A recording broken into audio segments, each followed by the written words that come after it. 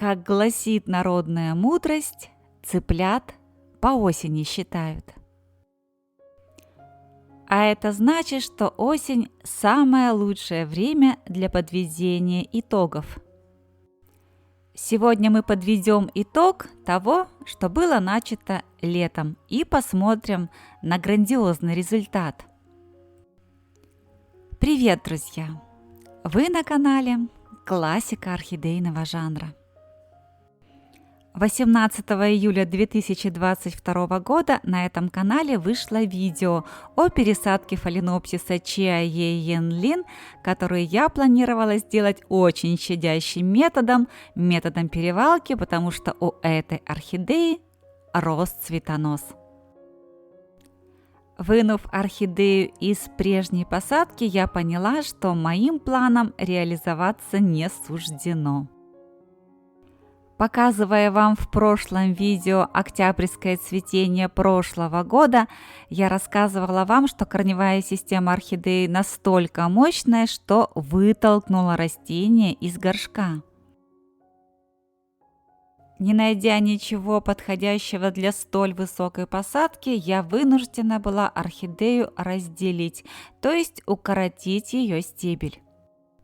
Обрезав буквально 1 см стебля орхидеи, я лишила ее достаточно большого количества корней, и мне удалось поместить ее в новый горшок.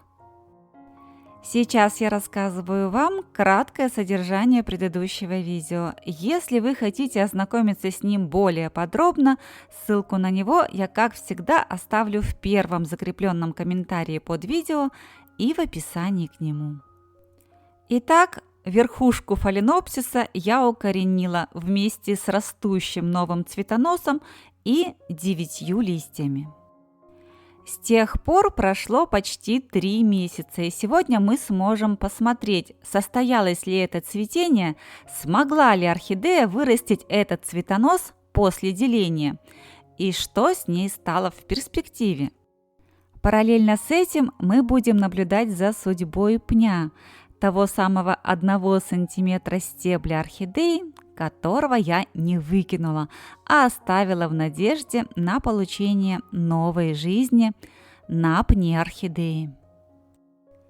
Безлиственный отрезок ствола орхидеи я снова поместила в тот же самый горшок диаметром 12 см и засыпала корой с живым лесным мхом.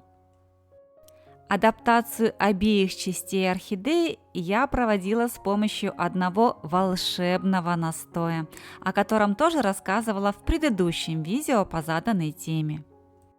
Следует отметить, что для приготовления настоя можно использовать как свежее или сырое сырье, так и сухое сырье, которое мы с вами заготавливали во время весенне-летнего периода. Часто в комментариях мне задают вопрос, ответ на который, казалось бы, очевиден.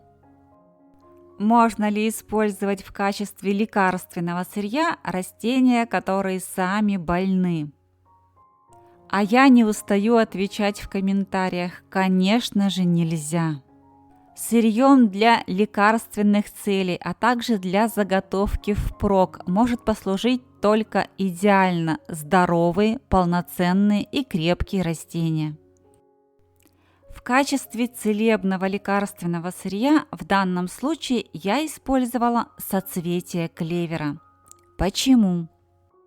А все потому, что сотни разных видов клевера нашли свое применение в медицине и народном хозяйстве благодаря целому букету полезных свойств, заключенных в их соцветиях. В головках клевера содержатся витамины С, П, К, Е, большинство витаминов группы В, витамин А также целый ряд незаменимых микроэлементов – кобальт, цинк, молибден, медь, марганец, железо, сера, фосфор, калий, кальций и магний. И уже только этого было бы достаточно для того, чтобы сказать настою из соцветий клевера «да». Но помимо этого у соцветий клевера очень мощное антисептическое и противовоспалительное действие. Кроме того, я хотела использовать мощные, природные, натуральные биостимулирующие свойства головок клевера. Биостимулирующие свойства клевера объясняются богатым содержанием природной, натуральной янтарной кислоты, которая активизирует обмен веществ внутри организма орхидеи. И это вам не искусственно синтезированный аналог, а натуральный, стопроцентно природный продукт. Способ приготовления и рецепт настоя из соцветий клевера вы можете посмотреть в предыдущем видео. Там я его и описала, и показала очень подробно. С помощью этого настоя я адаптировала как верхнюю часть фаленопсиса, так и его нижнюю часть, то есть кусочек ствола, для получения детки. Водный настой соцветий клевера можно использовать для ухода за орхидеями двумя разными способами. В качестве опрыскивания по листовым пластинам орхидеи настой можно использовать неразбавленным. Тщательной обработке настоем с обеих сторон подлежат не только листовые пластины фаленопсиса, но и его цветоносы для активации меристем на них. Вторым вариантом использования настоя соцветий клевера является полив орхидеи. Для этого настой нужно разбавить в пропорции 1 к 2, то есть к 1 стакану настоя прибавить 2 стакана обыкновенной воды. Свою орхидею в тот период я поливала исключительно проливом, несмотря на то, что орхидея находилась в высшей стадии активности. А все потому, что орхидея была разделена, и замачивать разрезанный ствол орхидеи было совершенно ни к чему. Первичные результаты использования настоя из соцветий клевера были видны практически сразу, и я показала вам их в предыдущем видео. От ствола орхидеи стали пробиваться новые корни, цветонос и новый лист продолжили свой рост. С тех пор прошло уже 2,5 месяца, и я продолжала все это время использовать настой из соцветий клевера и применительно к верхней части фаленопсиса Чиа Йенлин, и, конечно же, к нижней части, то есть к обрезанному стволу орхидеи. Пожалуй, это была самая стремительно развивающаяся история за всю мою практику. Летнее время, длинный световой день и достаточно благоприятные температуры, плюс использование целебного настоя и очень быстрый, можно сказать, стремительный результат. Меристема на, казалось бы, сухом стебле орхидеи пробудилась буквально в течение первых 3 недель. Тогда я смогла рассмотреть ее только через объектив камеры с 6-кратным увеличением. Еще через неделю детку можно было рассмотреть уже невооруженным взглядом. На ваших экранах последняя неделя лета, 23 августа 2022 года. Еще через неделю, 1 сентября 2022 года, у маленькой Чиа появились первые листики. Поскольку взрослое растение этого сорта скорее миди-формата, то есть небольшого размера, детка фаленопсиса на первых порах была настолько крохотной, что на нее было даже страшно дышать. Что важно помнить о содержании таких обрезков стеблей орхидеи на данном этапе? Важно помнить, что при отсутствии листовой массы на стебле орхидеи функцию фотосинтеза возьмет на себя корневая система. Именно поэтому на данном этапе корни орхидеи должны как можно лучше вентилироваться, как можно больше освещаться естественным солнечным светом и не подвергаться значительным перепадам температур. В данном случае порядка 1/4 корневой системы фаленопсиса не влезла в стандартный горшок и находится снаружи. Вполне естественно, что эти корни очень быстро просыхают с учетом хорошей вентиляции, и поэтому я увлажняю их несколько раз в день. Я использовала самые разнообразные способы увлажнения. Это и купание под душем, и опрыскивание настоем клевера, и замачивание этого пня целиком вместе с макушкой в большой емкости с настоем. Признаюсь, я хотела вставить эти шокирующие кадры в это видео, но пощадила ранимое сердце тех, кто до сих пор боится воды и думает, что водой можно навредить орхидеям. И вот уже озвучивая видео, я подумала, а может быть все же это следует показать? Я решила посоветоваться с вами. Друзья, напишите в комментариях, хотели ли бы вы увидеть, как я замачиваю орхидею с уже появившейся деткой целиком в емкости с водой, а точнее с настоем клевера, полностью, целиком, вместе с деткой, с макушкой, с горшком. И если желающих увидеть этот шокирующий процесс наберется достаточно много, я сделаю буквально минутное или трехминутное короткое видео. Для того, чтобы стать свидетелем этого душещипательного процесса, достаточно написать в комментариях всего 2 слова «Хочу увидеть». А если при виде воды на орхидеях у вас до сих пор замирает сердце, напишите в комментариях «Не хочу видеть». И тогда всем нам сразу станет понятно, кого на этом канале больше – сторонников водных процедур для орхидей или их противников. А тем временем мы все ближе и ближе подходим к событиям сегодняшнего дня. На ваших экранах 23 сентября, и вы можете наблюдать, как за это время с помощью настоя соцветий клевера подросла новая детка. Для тех, кто интересуется именами всех моих деток, расскажу, что эту я назвала Чиа. Ровно 10 дней назад у малышки только-только наклевывался новый листик, и сейчас тот самый волнующий момент. После очередных водных процедур вы можете посмотреть на накупанную, красивую и счастливую детку на сегодняшний день. За эти месяцы вместе с деткой в одном горшке с ней подросли детки Каланхоэ де Гримона. Это настоящие помощники, которые позволяют орхидеям развиваться более быстро и стремительно.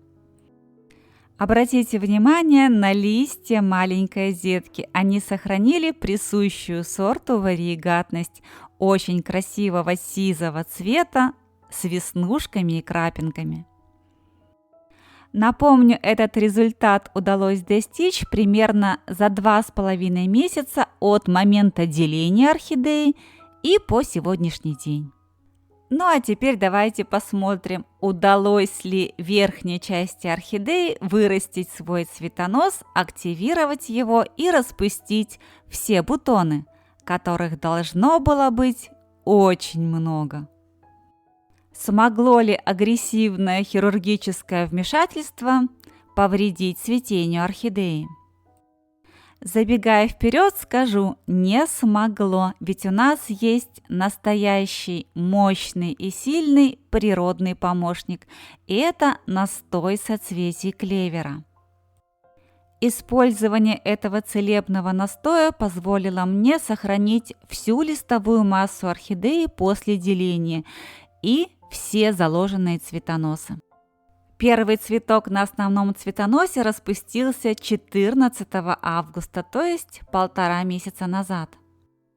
Помимо основного цветоноса, орхидея пробудила 3 ответвления и 2 меристемы на прежних цветоносах. И все это пока еще можно различить на ваших экранах. В дальнейшем все эти цветы сольются в единый букет, и ни посчитать, ни различить их будет невозможно. Еще раз повторю для тех, кто, возможно, не расслышал информацию ранее. Во время закладки большого количества бутонов и одновременного распуска огромного количества цветов орхидее нужно очень много воды. Именно нехватка воды, наряду с нехваткой естественного солнечного света, зачастую является причиной потери цветения орхидей. Цветоносы замирают, бутоны засыхают, цветы не распускаются, и все это вызывает необыкновенную горечь у любителей орхидей. А ведь всего этого можно избежать, если внимательно изучить канал «Классика орхидейного жанра». Здесь вы найдете все ответы на свои вопросы, я в этом уверена. Изучать нужно не только видеоконтент, представленный на канале, но и комментарии под видео. В них вы найдете ответы на те вопросы, которых я не коснулась непосредственно в видео. Все цветы на всех своих цветоносах орхидея распускала почти целый месяц. Для того, чтобы тяжеленный цветонос не перевешивал легкое кашпо с воздушной посадкой, мне пришлось поставить горшок в керамическое тяжелое кашпо. И пусть это выглядит не очень эстетично, зато надежно. Все мои попытки сделать съемку без кашпо увенчивались неудачами. Орхидею то сдувало ветром, то она просто грозилась упасть вниз цветоносом. Вот таким красивым, пышным и многоцветковым получилось второе цветение фаленопсиса Чиа Е Ян Лин в октябре 2022 года. В среднем цветение этого сорта длится около 3 месяцев. В моих условиях и в моем уходе новый цветонос обычно выходит еще во время цветения прежнего. Таким образом, цветение данного сорта в моей коллекции становится практически беспрерывным. Этот сорт способен доращивать свои цветоносы и продлевать их на вторую и третью волну цветения. Напомню, первый раз в этом году этот фаленопсис цвел с марта по июнь. Я покажу вам это цветение еще раз. Обратите внимание, в прошлом цветении цветонос тоже вышел из-под первого листа, и уже после полного распуска появился молодой листик. Цветонос вышел из противоположной пазухи. Таким образом, это растение цветет абсолютно из каждой новой пазухи листьев. На протяжении первых 2 лет в моем уходе это растение цвело сразу на 2 цветоноса, но менее объемных. 2 последних цветения 2022 года представляют собой цветение на 1 цветонос, но на каждом из этих цветоносов было такое большое количество цветов, и все они так дружно и пышно расположены по отношению друг к другу, что эти цветоносы буквально загораживают собой всю листовую массу орхидеи. Вот такой двойной результат цветения 2022 года нам удалось пронаблюдать за 20 минут. И это именно тот результат, которому позавидует любой химически синтезированный препарат, купленный за немалые деньги. От Владивостока и до Канарских островов цветут орхидеи по методу выращивания орхидей канала «Классика орхидейного жанра». Этот метод – строго выверенная система, основанная на научных исследованиях в области физиологии орхидей, на правильной агротехнике орхидей, без химически синтезированных удобрений, фитогормонов, стимуляторов, активаторов и прочих химически синтезированных средств. Результативность этого метода подтверждена не только мной, но и многочисленными зрителями этого канала. И если вы тоже хотите получить грандиозные результаты в выращивании и цветении орхидей, присоединяйтесь к нам. А пока вы пишете комментарий и изъявляете свое желание или нежелание посмотреть шокирующий контент, я напомню вам, что 20 минут вы провели на канале «Классика орхидейного жанра». И если вам понравилось это видео, если вы захотите вернуться на канал вновь, поставьте, пожалуйста, пальчик вверх под видео, подпишитесь на канал. Если раньше вы этого не сделали, жмите на колокольчик, чтобы первыми получать уведомления о выходе новых видео. И оставайтесь со мной, ведь впереди у нас много интересного.